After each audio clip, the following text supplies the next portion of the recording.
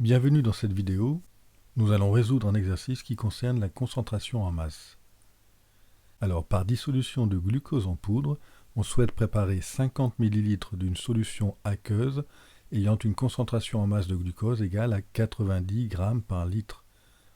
On demande quelle masse de glucose on doit peser.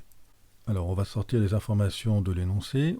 On a 50 ml, c'est le volume de la solution, on va l'appeler VS égale 50 ml.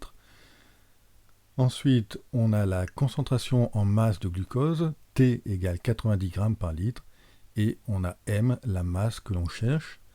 Il faut ensuite trouver une relation entre les différentes lettres, M, T et VS. Eh bien, on sait, d'après le cours, que T est égal à M divisé par VS, et nous, on doit isoler petit m, donc il faut se débarrasser de VS. Pour cela, on multiplie par VS chaque membre de l'égalité, de façon à éliminer VS du côté de M et retrouver VS du côté de T. On obtient donc petit m est égal à T fois VS. On encadre notre réponse et surtout, on n'oublie pas de mettre les unités. Alors les unités de la formule sont les suivantes. On a des grammes pour la masse, des grammes par litre pour la concentration en masse, et pour le volume de la solution, on l'exprime en litres.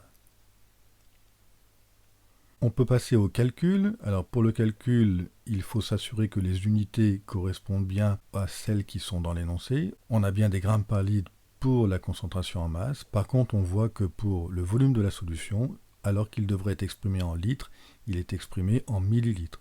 Il faut donc faire une conversion et on va utiliser ce moyen très simple. On va remplacer la lettre petit m par ce qu'elle veut dire, c'est-à-dire milli, et milli ça veut dire fois 10 puissance moins 3, ce qui permet d'écrire 50 fois 10 puissance moins 3 litres. C'est beaucoup plus pratique qu'un tableau de conversion, parce que ce faisant, on ne perd pas de chiffres significatifs. Généralement, on a tendance à écrire 0,05, et on oublie donc le 0 qui est dans 50. C'est beaucoup plus précis et beaucoup plus intéressant pour la physique. On peut donc passer au calcul. On va écrire que petit m est égal à 90 fois 50 fois 10 puissance moins 3. Et la calculatrice nous donne 4,5. On va vérifier si on peut utiliser ce résultat. On va regarder les chiffres significatifs. Ils sont de 2 pour 90, 2 pour 50. Et donc le résultat doit avoir autant de chiffres significatifs que la valeur du calcul qui en possède le moins. Si on est dans le cas d'une division ou d'une multiplication, la valeur 4,5 peut être retenue. On n'oublie surtout pas de mettre l'unité.